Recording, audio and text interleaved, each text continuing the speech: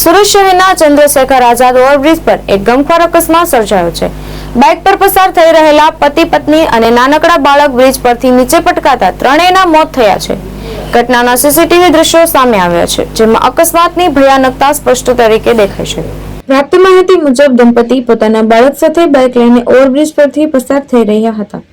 આ દરમિયાન અચાનક બાઇકનું બેલેન્સ બગડતા તે ડિવાઈડર સાથે અથડાઈ હતી।